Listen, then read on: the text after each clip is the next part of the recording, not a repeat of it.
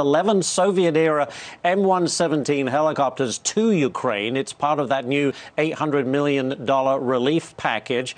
Congressman Michael Waltz, a Republican from Florida, joins me now. Great to see you, Congressman. What can you tell us about those helicopters and the other weapons that we're sending to Ukraine?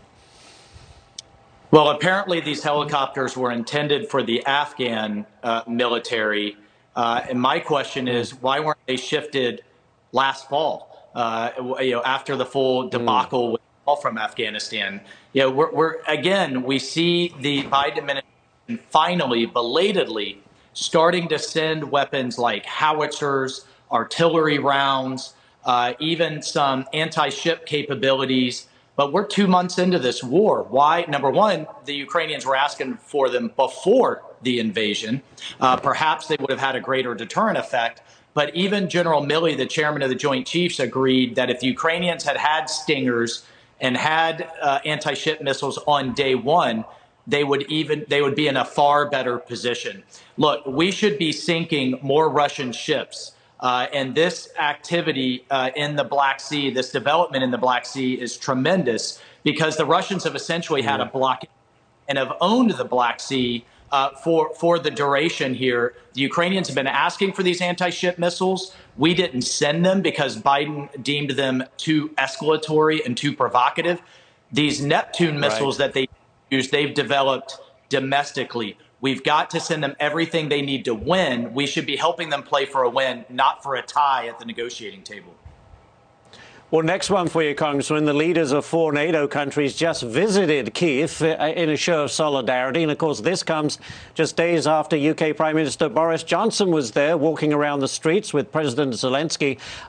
Meanwhile, Joe Biden has been sitting at the White House or traveling home to Delaware. What kind of message is that sending?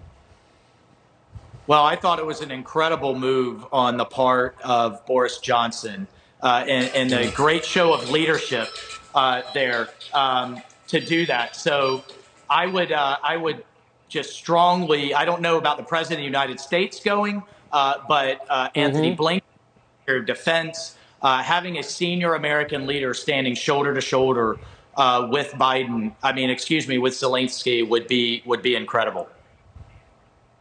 Yeah, because up until now, we've really taken a kind of not a really very strong leadership role. We seem to be in the background.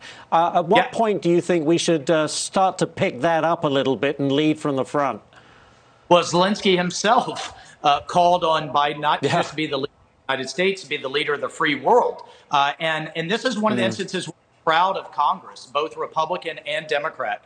We've been demanding since last year to put the sanctions in place then, to send the heavy weapons then, and we've kind of had to drag this administration along, whether it was dropping the trade relations status, banning Russian oil, or sending the MiGs and sending the heavy weapons. I think Congress has taken the leadership role for a change here, but this administration continues to let fear of Putin and fear of escalation drive its policy.